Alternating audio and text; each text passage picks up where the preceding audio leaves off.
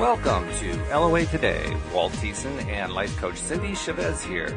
Today is Tuesday, February the 20th, 2018, 8 a.m. Eastern Time, your first daily dose of happy for the day. And Cindie, we are off on a new adventure, so to speak, because I keep trying to find just the right combination to make sure everything works properly. And I ran into a glitch on Sunday and Monday morning that has since been ironed out. But this is the first show where we're actually getting to do everything working together, and the listener probably doesn't hear much of a difference other than when they hear something that goes wrong, but beyond that they probably don't know a difference. But we know what the difference is, because among other things, up until very recently, up until today really, you couldn't hear the intro music or the outro music. You can now hear that, and that's kind of an important thing. So this is a banner day. If you could see me like dancing in my chair over here, waiting for you to say, welcome to LOA Today. And the music makes such a big difference. And it's so funny. It always just cracks me up thinking about it. The time period that we didn't have, that the co-host wasn't hearing the music. Right. I was like, wow, it shocked me. And I think this is such a good kind of learning thing, because it shocked me how much that made a difference to me when it was just a few seconds. I know, it's only 30 seconds long, and yet it makes such a huge difference in terms of getting our energy up and getting us excited, like, oh, yeah, here we go. Right, and so that's what, got my train of thought going about, if like 4 seconds of music makes that big of a difference in my vibration, then how much of a difference does, everything else make? Yeah, oh, yeah, exactly. Right? And so it made me realize that really small, intentional little tweaks that we do of stuff we experience going throughout our day can make a huge difference in our vibrational alignment. So it's been a real good experiment, right? It has been. It's been great. And we've got another experiment that we're starting today as well, because we are going to start discussing yet another Abraham book. You and I are going to be discussing Money and the Law of Attraction, which actually was the first book. It was the second book that I picked up of theirs, but the first one that I read all the way through and got quite a bit out of it. And this is a good book. This is a really good book. So, I mean, this was your suggestion that we talk about this one. I'm glad you suggested it. It's been a while since I looked at it, and I'm realizing I need to look at it again. Sometimes you just have to keep reviewing these things. Well, I think this, even in some classes that I've taught, I've had students come back and take the class again, and I always say, it'll be a different class this time, and this will be a different book for you, because you're different, and because you know more. And the most wonderful thing that happens to me when I go back to a book, in 6 months or 6 years, or whenever I go back to it, is I'll read a lot of things that are like, I'm totally convinced, like, I know it's the same book, but I'll be like, I never read that paragraph before. How did I miss that? So I think it's going to be really great. And I've never read this book before. I went online to see the list of books. I have a little section right here on my bookshelf that I can see from my desk where I have all my Abraham books. And this one isn't there, and I've never read it. I don't know how I missed it. So I'm excited to be reading it for the first time. That's great, yeah. It's funny, too, you mentioned how you can find stuff in a book that you read before and you wonder how you missed it. Because one of the things that kind of kicked me into the gear of let's do all these books with all you guys who are co-hosting with me was when I bought like the remaining Abraham books that I had not yet read. There were 4 of them. One of them was The Law of Attraction, The Basics of the Teachings of Abraham, which I'm currently doing with Wendy Dillard in the afternoon podcasts. And as I read that through for the first time, before doing it on the show, of course, I got to a section where it identified not 1 but 3 laws. And I had never heard of that before. And so I brought it up with my co-hosts, and they had never heard about it before, including the ones who had read the book before. And I'm thinking, like, this is really important. How did everybody miss this? That's what I couldn't understand. How could everybody miss this? Because it turns out that the law of attraction is the first law. The law of creation, or otherwise known as the science of deliberate creation, is the second law. And then the law of allowing is the third law. And when I explained that to, like, Joel and David and so forth, they said, oh, yeah, well, of course. But they didn't realize that it actually said those were laws. Somehow we missed that part. Right. I don't get it. How did we miss that? Well, and what's funny is that if if I missed it and you missed it and, other co-hosts, other people we've talked to have missed that, then that tells me a lot of people have missed it. Probably, yeah. Yeah. And in my experience of my own, practice and of clients and friends and other law of attraction colleagues, that would probably be true, right? That's the thing we seem to have missed. It's like, I'm doing these things. What am I doing? What am I not doing? Yeah, we're not allowing, right? Yeah, right. It's like the allowing part. It's like we're not letting it in. Yeah. So and it's one of those things, for me anyway, it seems like it would be easy, but it's not always easy because we have a lot of habits of resistance, I think, that are very automatic. Oh, absolutely. I think that's very true. So, yeah. Anyway, before we get into the book, how has your week been? Because we haven't talked since last Wednesday. How have things been? Things have been great. We talked last Wednesday morning, and then Wednesday it was Valentine's Day, and I taught a class that afternoon about relationships, and then I had a wonderful date at my favorite restaurant, and I actually said to myself, at dinner, I said, I'm going to have to tell Walt what I ate tonight. Because, why is that? Because it was, let me think of how, it was the longest identified thing on the special Valentine's menu. It was filet mignon on top of a smoked duck and potato hash topped with blackened crawfish in a Maytag blue cheese Mornay sauce. Oh, my God. It's like, whoa. Good grief. And it was wonderful. So that was a lot of fun. The weekend was a lot of fun. Had a great weekend. And then yesterday, I did something. This is really the first time I've talked about this idea. Years and years ago, I made jewelry. It was one of my things I did. It's a small business that I had. And I was actually this will probably make you laugh, but I was the president of the Baton Rouge Bead Society. We actually had a bead society. That actually doesn't make me laugh, believe it or not, because my wife also had a beading business. Oh, okay. Well, okay. Yeah. So most people go, bead society? Are you kidding me? I'm like, yeah, these people that were members and teachers and, leaders of it were very knowledgeable about the history of beads because, beads used to be money, which is what we're going to be talking about today. Yeah.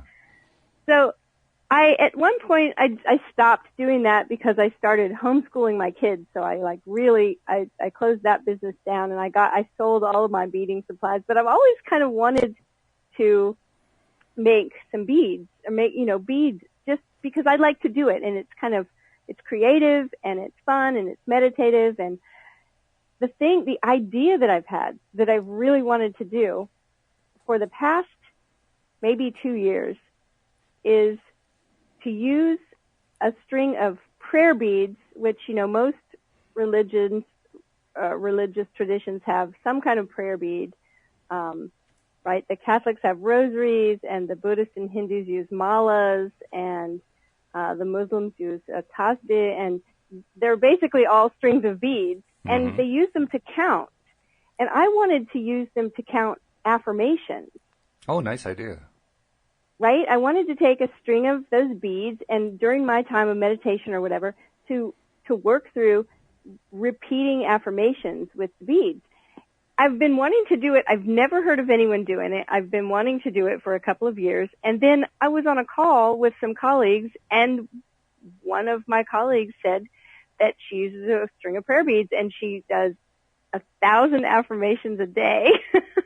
And this is a colleague of mine that creates like major stuff in her life, right? And I was like, okay, I'm going to do this. So yesterday I actually got online and I ordered some bead stringing stuff, and I'm so excited about doing this because I'm combining something I love, which is creativity and art and, making. I love being a maker, making things with law of attraction and affirmations. And so it's kind of exciting. Well, you can probably hear my voice. I do hear it. Well, when you talk about 1,000 affirmations a day, the first thought that came to my mind was an HBO special that once came out a number of years ago, many years ago, about the special competition and then later relationship between Magic Johnson and Larry Bird called Magic and Bird. And in that special, the story is basically about how they were really big rivals in school. They were basically the two players that saved the NBA.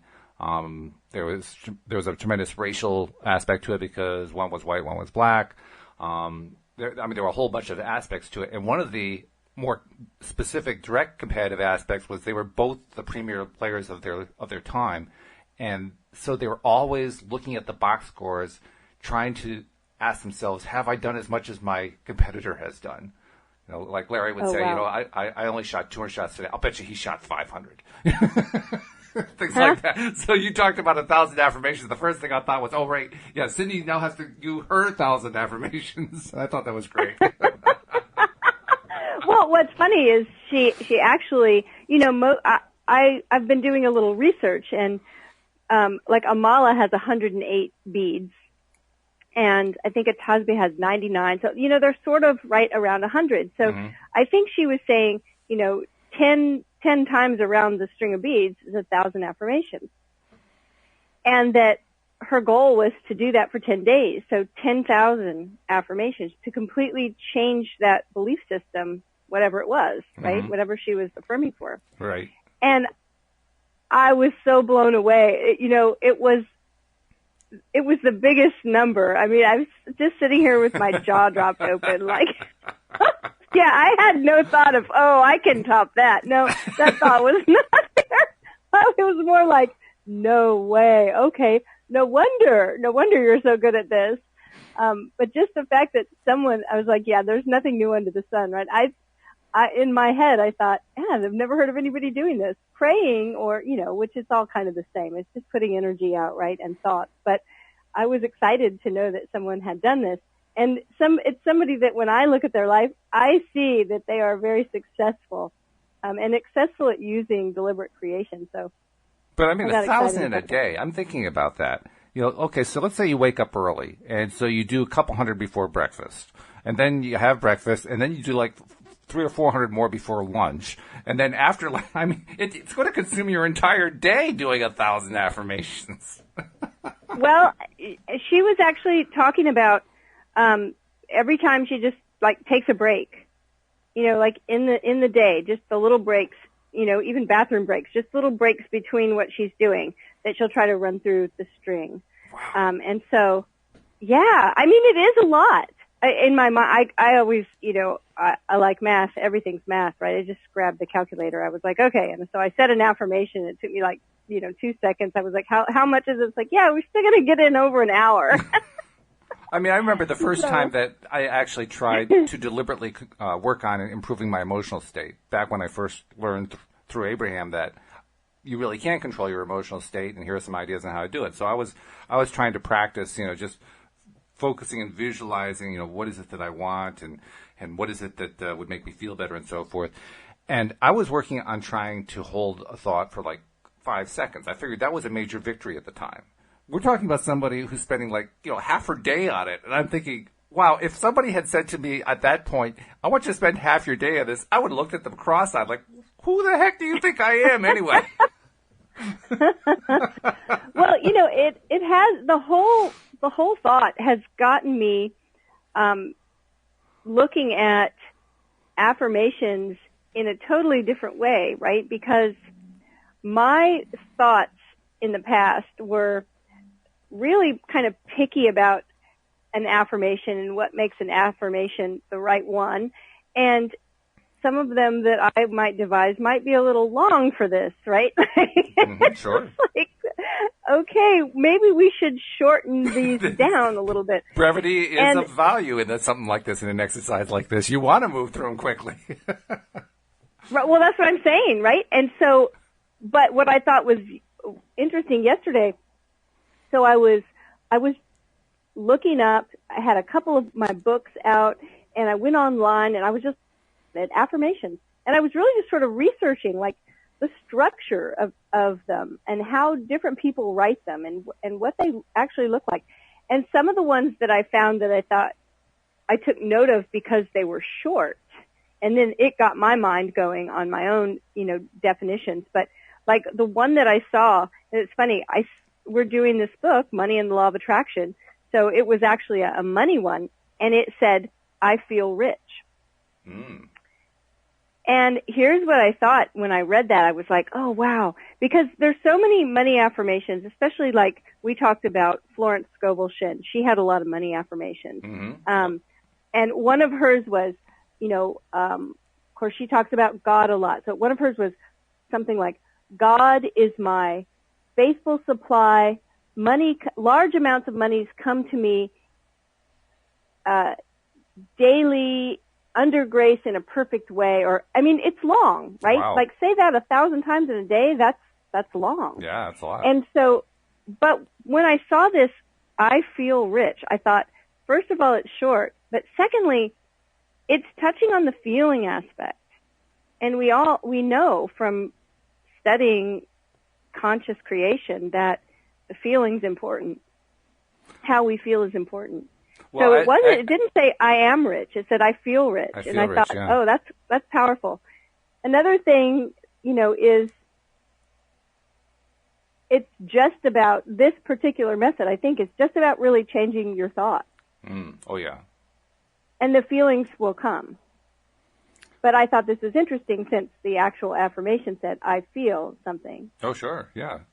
And as I think about it, I mean, I was kind of exaggerating, and I'm realizing I exaggerated a lot more than I had previously realized. Because if you're doing 3 to 5 word affirmations, that's 3 to 5,000 words to do 1,000 in a day.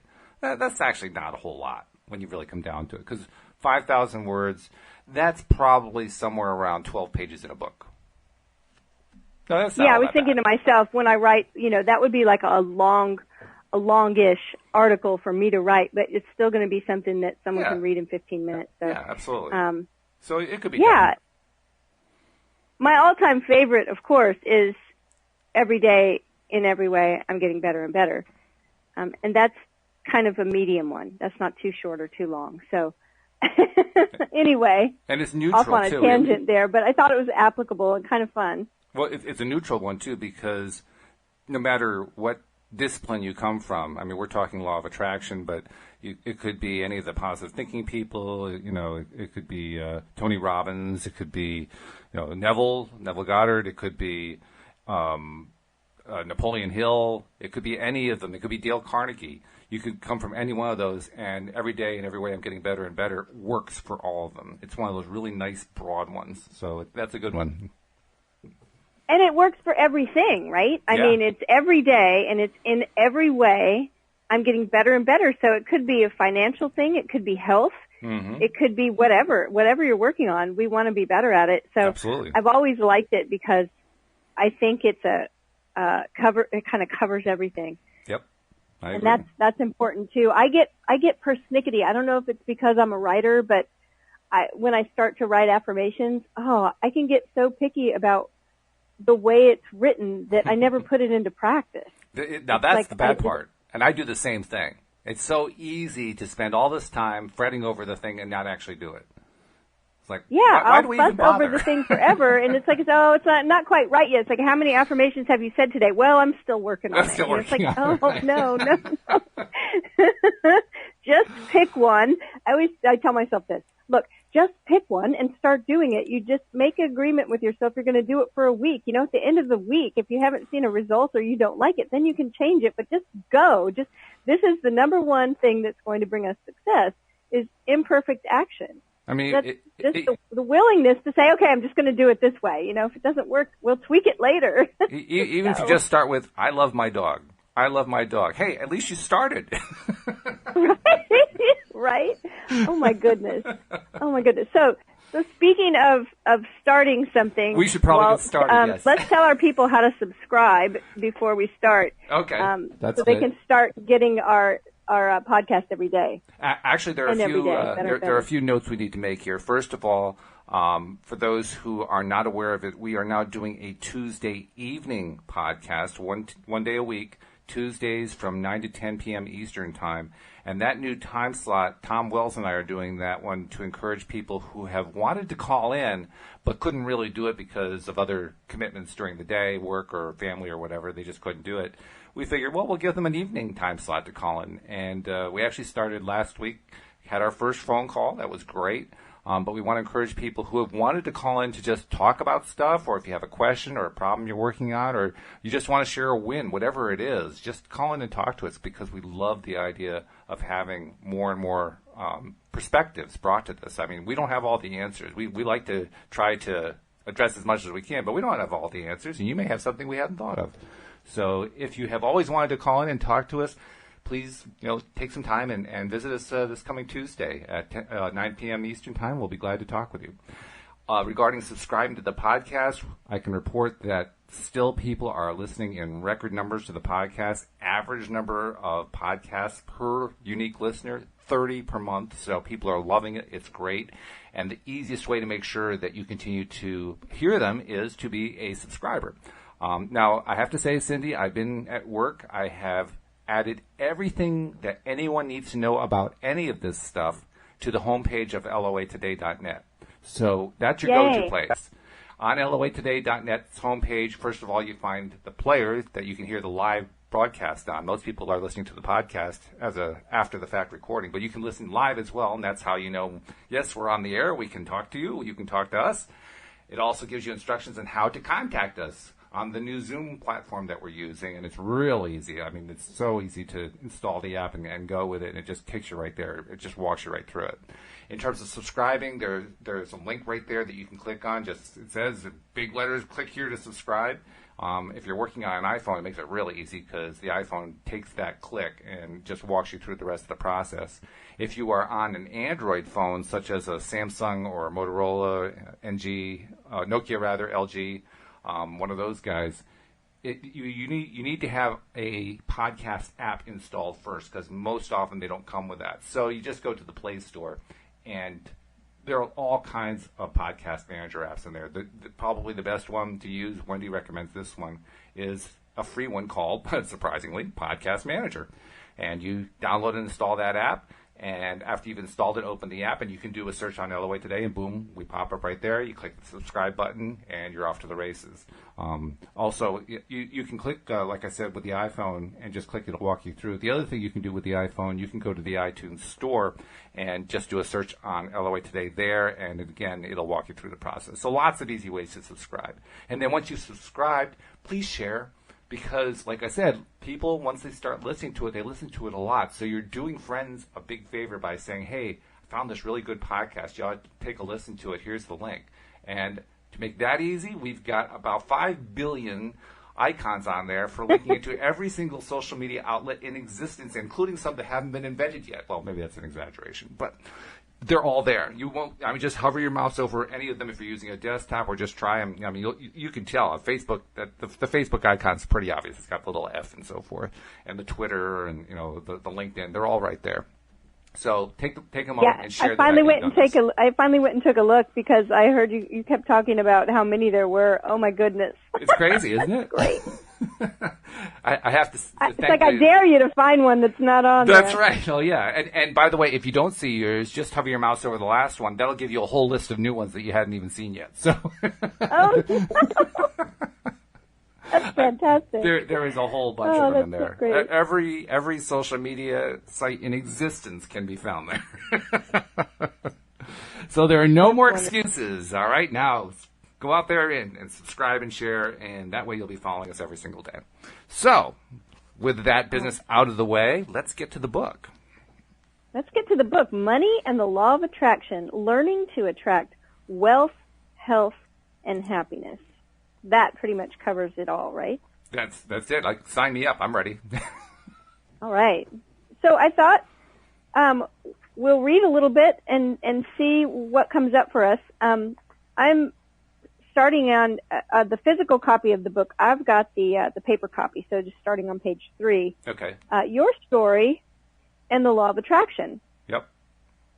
Each and every component that makes up your life experience is drawn to you by the powerful law of attraction's response to the thoughts you think and the story you tell about your life, your money and financial assets, your body's state of wellness, clarity, flexibility, size, shape, your work environment, how you are treated, work satisfaction, and rewards. Indeed, the very happiness of your life experience in general is all happening because of the story that you tell. If you will let your dominant intention be to revise and improve the content of the story you tell every day of your life, it is our absolute promise to you that your life will become that ever-improving story. For by the power of law of attraction, it must be. Well, that's just what we were talking about. This whole thing about doing 1,000 affirmations is kind of perhaps a little bit of an extreme way to do it, but that's what we were talking about. And that's, that's what I'm doing now. And how many times do we tell these stories? And you and I talk about this pretty much every time we're on the phone, but the stories that we tell by default, you know, I'm not good at this, I'm not good at that, or whatever. These are the kind of things I think that we can change with, you know, with the affirmation practice. But yeah, it's all those stories that start making up. And I'm sitting here, when I moved in my office a second ago to this chair, and what is that sound when I sat in this chair? I don't know if you can hear it, but it's this sound. Oh, it's a string of Mardi Gras beads. You know, I'm here in Louisiana, so it's the bead. I was letting Mardi Gras beads sub in until the prayer beads get made. There you go. Yeah, you got your Mardi Gras beads. All right. Well, now you have no excuses left. You have to start today. That's all there is to it. I did. I started yesterday. I said, I've got to find some beads. And I opened a cupboard, and they were hanging there, and I just burst out laughing. I was like, okay, there they are. You know, last week you told me last week about the mirror exercise, and I mentioned how I'm on day 3 now of doing the mirror exercise, and it's exactly like we talked about. That first day was really rough because I had to look in my eyes in the mirror and say I love you without flinching away. It was a challenge, but the second day was easier. And then the third day was a whole lot easier. I was surprised. I thought it was going to take me a while to, you know, kind of get used to that. So, and I'm not saying everybody should be doing the mirror exercise, but my point is, if you feel like this is a weird thing to do, I felt like it was a weird thing to do when I first started. I'm sure you felt like it was a weird thing to do when you first started. All I can say is trust us. You just do it anyway. Just do it. You know, start telling that new story. Yeah, and I love that you said you're doing it, you know, 30 days. You said I'm challenging myself to do 30 this for 30 days. Yeah, I'm just determined. Yeah, and I'm excited. I am too. I'm very excited. And the other thing that strikes me is, you know, like you said, we tell these negative stories all the time. I didn't even realize how many negative stories I told during a day, but every time that I complained about something, I was telling a negative story. Every time that I said, you know, life is against me, I was telling a negative story. Every time that, you know, I was feeling like a victim, I didn't even have to tell the story outright. Just feeling like a victim, I was telling a story. And I'm realizing now, looking back, like, oh my God, all of these negative stories that go through our heads all day long, we got to reverse that momentum if we want to have anything improve in our lives. And that's what they're saying. You got to start reversing the momentum right now. So it's not like you want to put the book down. It's not like we're done yet, but this is definitely step 1. Yeah. And I love it because, like you said, it's not even, sometimes it doesn't even make it to the words. It's just the feeling that we carry around. And so that's going to shift. The mirror work is going to have a phenomenal effect in your life. I know it, and I'm excited about that. And I'll let you know when I hit 1,000 affirmations in one day. All right, good. All right, so the book continues. Does life sometimes seem to be unfair? I want to tell you that when I read that sentence, it's a heading in the book on page 3, I started laughing because how many times have we thought that something was unfair, right? So let's see what they say. Oh, not only that something was unfair, I thought for the longest time that there was some secret hidden entity that was after me and was undermining my life. Well, you know, I think that actually gets addressed in here. Oh, so, really? Oh, okay. Well, then I'm sorry I interrupted. I was like, wow, okay. So you've wanted more success, and you have applied yourself well, doing everything that everyone said you should do. But the success you've been seeking has been slow to come. 'em. You tried very hard, especially at first, to learn all the right things, to be in the right places, to do the right things, to say the right things, but often things did not appear to be improving much at all. Earlier in your life, when you were first dipping your toe into the idea of achieving success, you found satisfaction in satisfying the expectation of the others who were laying out the rules for success. The teachers, parents, and mentors who surrounded you seemed confident and convincing as they laid out their rules for success. Always be on time. Always do your best. Remember to work hard. Always be honest. Strive for greatness. Go the extra mile. There's no gain without pain. And most important, never give up. But over time, your finding satisfaction from gaining the approval of those who laid out those rules waned as their principles of success, no matter how hard you tried, did not yield you the promised results. And it was more disheartening still when you stood back to gain some perspective on the whole picture and realized that their principles were not, for the most part, bringing them success either. Mm-hmm. And then, to make matters even worse, you began meeting others who clearly were not following those rules, who were achieving success apart from the formula that you had been so diligent to learn and apply. And so you found yourself asking, what's going on here? How can those who are working so hard be receiving so little, while those who seem to be working so little are achieving so much? My expensive education hasn't paid off at all, and yet that multimillionaire dropped out of high school. My father worked hard every day of his life, and yet our family had to borrow money to pay for his funeral. Why doesn't my hard work pay off for me the way it was supposed to? Why do so few really get rich while most of us struggle to barely get by? What am I missing? What do those financially successful people know that I don't know? How did they know that I had said all those things to myself? I'm serious. When I read this, I mean, it I was was like, oh my goodness. It was right out of my playbook. Most of our brains. I mean, they're just tapping into my subconscious mind. Yeah, okay. Well, now I know where it's all been coming from. Okay. Is doing your best still not enough? When you're doing everything you can think of, truly trying your best to do what you've been told is supposed to bring you success, and success does not come, it's easy to feel defensive, and eventually even angry at those who are displaying evidence of the success you desire. Oh, yes. You even find yourself sometimes condemning their success simply because it's too painful to watch them living the success that continues to elude you. And it is for this reason, in response to this chronic condition in the financial affairs of your culture, that we offer this book. I actually highlighted that line in my book because I thought this was so powerful, that they said it's for this reason, in response to this chronic condition in the financial affairs of your culture, that we offer this book. Yeah, that is chronic big. condition. Yeah, I was like, okay. And I think that's why you just said what you said, right? You're like, oh my gosh, they're in my head. Like, how do they know I said How all did that they stuff? know? And Yeah, of course, that's what I it said seems the like. same thing. I was like, yep. All right. This is another section, the next section. I actually highlighted this. When you come to the place of openly condemning the financial success that you crave, not only can that financial success never come to you, but you are also forfeiting your God-given right to your health and happiness as well. And I remember reading that and saying to myself, yeah, okay, but I'm still in financial agony here. And this next little section is the part I think that's addressing what you said before. It says, many actually come to the incorrect conclusion that others in their physical environment have banded together in some sort of conspiracy to keep them from succeeding. Yes. For they believe with all their heart that they have done everything possible to achieve success. And the fact that it's not come must surely mean that there are some unfriendly forces at work that are depriving them of what they desire.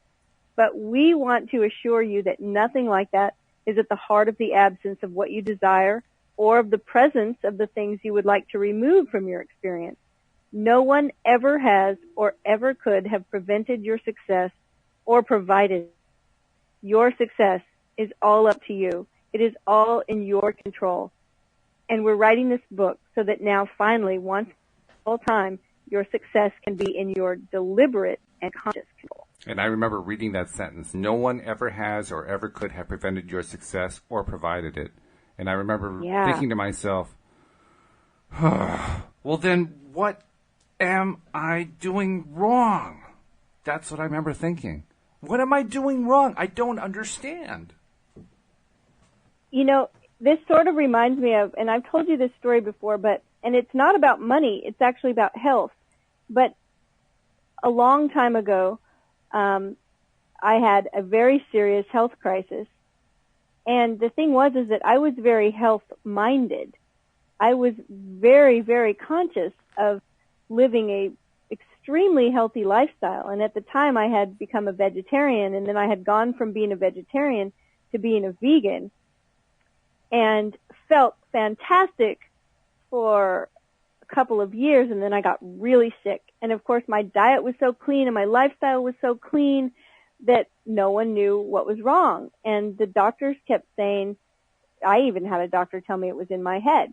And of course, I was looking at, it's got to be the toxins in the atmosphere, right? Maybe there's a chemical spill because we live in a place where that's possible, and maybe this and maybe that. See, I was looking outside myself, and then someone gave me that book about the blood type diet, and I found out that for a type O blood type, one of the most important things for our health is to eat red meat. And I said these words. I said, oh my goodness, I did this to myself. Yeah. Oh yeah. Right? And It's like when you get, here's the thing. I see a pattern. It's a pattern, but you just did it when you said no one has ever or ever could prevent your success you went, oh, right? Yes. Because it's like, well, okay, so you're telling this is all on me, which That's that right. was my first reaction is, oh, I did this to myself? Oh, Yeah. Is that what you're saying? You're saying it, right? But the next thing that happens is if I did this to myself, then I can fix it. Yeah, there's at least that hope. I think it's suddenly a place of power, and we are writing this book so that now, finally, once and for all time, your success can be in your deliberate and conscious control. That's the good news, that it sounds a little bit like a tease. We can take charge of it. We can. It sounds a little bit like a tease, but there's at least the potential there. It opens your eyes and say, okay, well, I'm open to it, so show me how it's done. So whatever I can desire, I can achieve. It is time for you to return to the true nature of your being, and being is capitalized here, and to consciously live the success that the experiencing of your own life has helped you determine that you desire. And so as you deliberately relax right now, breathing deeply and reading steadily, you will begin to gradually but surely remember how all success comes. For you already inherently understand it. And so you will certainly feel resonance with these absolute truths as you read about them here. The eternal laws of the universe are consistent and reliable and steadily hold, always, the promise of expansion and joy. They are being presented to you here in a powerful rhythm of understanding that will start small within you and then expand with each page you read until you reawaken into the knowledge of your purpose and your own personal power as you remember how to access the power of the universe that creates worlds. Well, that was big right there. I there. really love that this says they will be presented here in a small way at first, right? In a small way that ultimately leads to accessing the power of the universe that creates worlds. I see that and I say, well, geez, if I had that, even I could be successful. And it's understandable that the way it would have to happen with us would be to start small and let it expand as we go, because the power of the universe that creates worlds sounds pretty powerful. So it might overwhelm us if we got it all at once. Oh, yeah. I'm feeling a little overwhelmed just reading it now for the second time. The first time, I must have been thinking like, Actually, I think probably my mind kind of went into like tilt mode because it couldn't handle all of that at once. Well, and I actually think that with all of these types of books, I think that's why when we read them the second time, we see all this stuff we missed the first time. It's like we were filtering it out because it was overwhelming. So, and now we're ready for it. So that's right. Okay, it says, if this time-space reality has within it the ability to inspire a desire within you, it is absolute that this time-space reality has the ability to yield you a full and satisfying manifestation of that same desire. It is law. So that says to me that if we desire something, then there's a way for us to create it. Which is back in that category of this is a little overwhelming. I mean, wow, there's a way for me to create no matter what it is. What have I been missing? I don't understand still. I mean, at least there's a little hope here. That's good. I still don't understand what I was doing wrong. You know, one of the things that I like to point out to myself and others is that we're not doing anything wrong. We're just living a human experience, right? No mistakes, just human experience. And so the things that we might judge as that we did them wrong was just part of the experience that we're gaining as we move forward. As a matter of fact, I remember being at a conference and it was like I was an expert at what I was there for, and so someone asked me, what does it mean to be an expert? And I quoted the physicist Niels Bohr, who said an expert is someone who has made every possible mistake in a narrow field. Yes. Right? So it's like, as we go through and we look back and we realize that as conscious or as creators, because we're all creating, boy, I know myself, I can look back and say, boy, I've done a lot of things wrong, or I sure have created a lot of junk in my life. But I think it's just all part of the learning experience. And what it is, it makes us someone who's able to say we are experienced. And Very the more true. experience we get, the closer we get to being an expert. Yeah. So see, Walt, we're on the way to being experts at this time. Oh, okay. All right. Well, All right, okay. perfect. That provides more hope. That's good. Well, and the next little subheading says, to achieve success is my natural birthright. Interesting, because so many of us feel like we haven't achieved success, and I think every single one of us has times when we've felt like we failed at something. And that's where that's where I went back to what they said earlier about those imaginary beings that were out to get me. I'm thinking, well, okay, who stole my birthright? Right. So if to achieve success is our natural birthright, okay, so it says most people naturally assume that if their life is not going the way they want it to go, something outside of themselves must be preventing the improvement, or no one would deliberately hold their own success away. That's what I thought.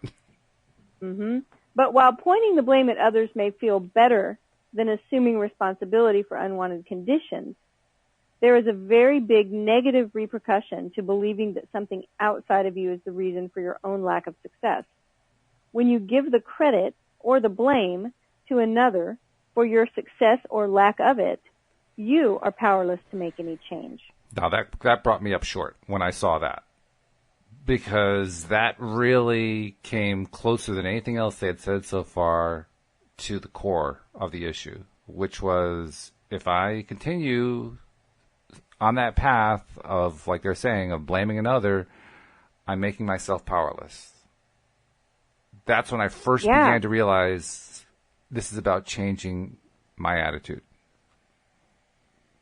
Yeah, and it's so funny, you know, when I think about the example that I gave of being sick, you know, if I would have continued to think that it had to be environmental toxins, stuff in the air that I had no control over, then it didn't matter what I did.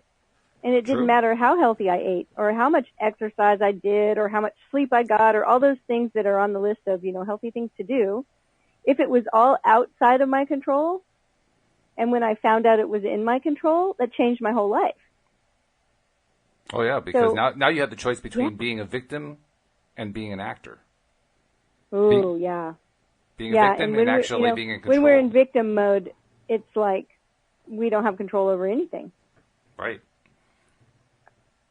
Okay, let's keep going here. So I'll reread that sentence because it's powerful. When you give the credit or the blame to another for your success or lack of it, you're powerless to make any change. When you desire success, but from your perspective, you're not currently experiencing it, at many deep levels of your being, you recognize that something is wrong. And as this strong feeling of personal discord magnifies your awareness that you're not getting what you want, it often sets into motion other counterproductive assumptions that evoke jealousy toward those who are having more success, resentment at a myriad of people you would like to blame for your lack of success, or even self-denigration, which is the most painful and counterproductive assumption of all. And we submit that this uncomfortable upheaval is not only normal, but it is the perfect response to your feeling a lack of success. I got a big smile on my face when I read that. Because the jealousy and the resentment and the self-denigration that we don't want to feel and probably feel guilty and rotten for feeling, now it says that this uncomfortable upheaval is not only normal, but it's the perfect response to your feeling a lack of success. I have to admit that confused me. Because here I was, I'd just been set up for the idea that I needed to change my attitude. And now it's telling me, well, you had the perfect response. And my reaction was, well, which one is it? Which one is it? Well, here's why. It says your emotional discomfort is a powerful indicator that something is very wrong. Well, that's true. You are meant to succeed, and failure should feel bad to you. I was like, oh, yay. Okay. So you're meant to be well, and sickness should not be accepted. You are supposed to expand, and stagnation is intolerable. Life is supposed to go well for you, and when it does not, there is something wrong. But what is wrong is not that an injustice has occurred, or that the gods of good fortune are not focusing on you, or that someone else has received the success that should have been yours. What is wrong is that you are out of harmony with your own being, and that's being with a capital B there, with who you really are, with what life has caused you to ask for, with what you have expanded to, with the ever-consistent laws of the universe. What is wrong is not something that's outside of you over which you have no control. What is wrong is within you, and you do have control.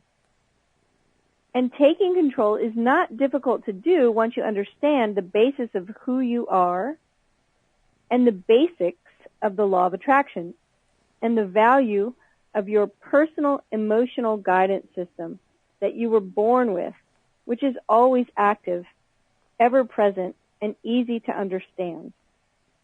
You know, when I think about that emotional guidance system and that we are born with it, I just think about babies. Babies let you know when they're not happy. That's true. They don't hide it. They don't stuff it down. No, they not don't at all. paste on a fake smile and pretend everything's okay. No, not they even just close. let you know. Right? You know, you're in a restaurant and all of a sudden over on the other side you hear a baby screaming and everybody looks at each other. It's like, not a happy camper over there. Right?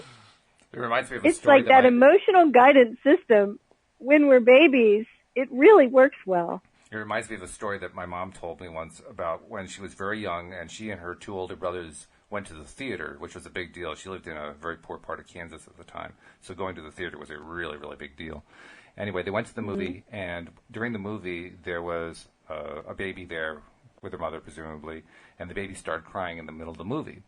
And the baby kept crying, and finally, my mom's older brother shouted out, "Stop beating that baby!"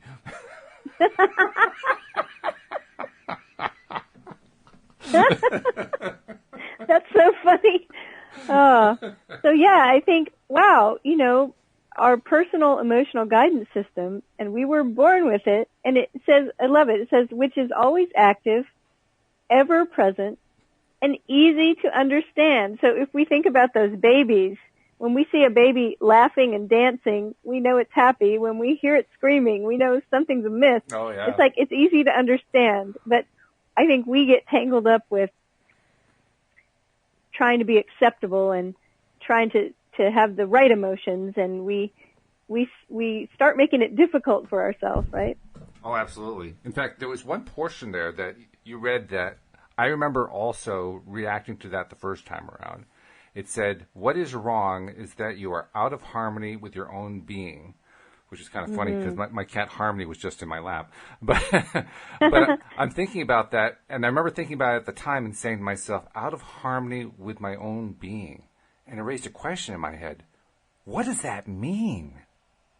How can one be out of harmony with one's own being? I never heard of such a concept before. How could that possibly be? I am what I am. How can I be out of harmony with who I am? That just didn't. I never heard that idea before.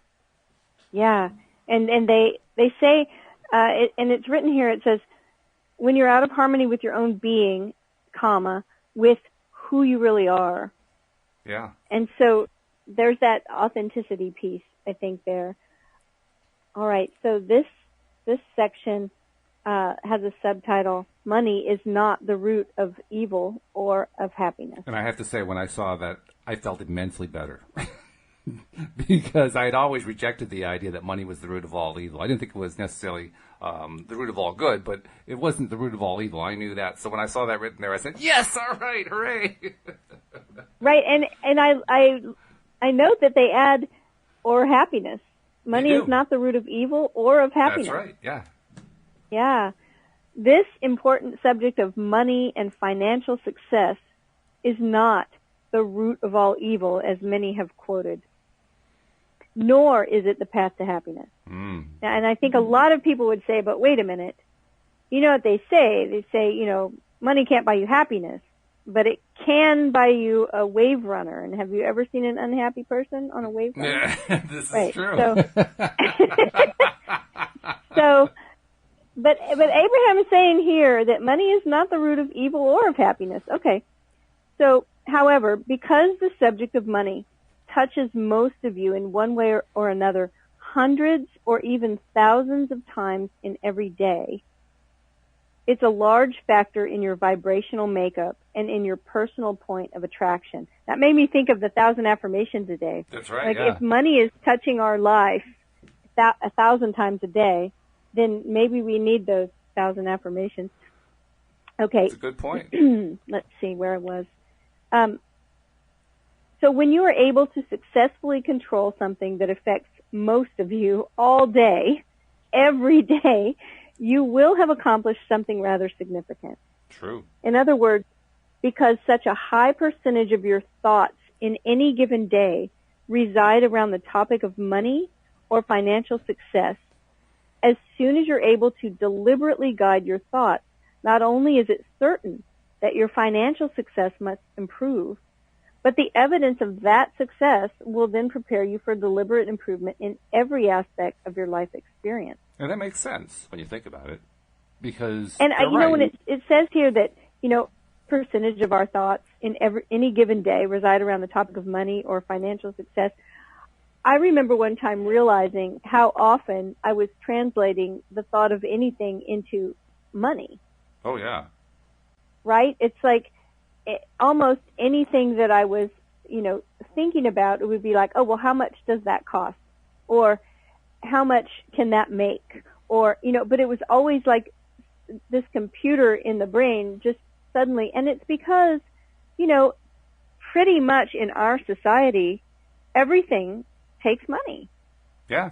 We need money to park. We need money to, To park.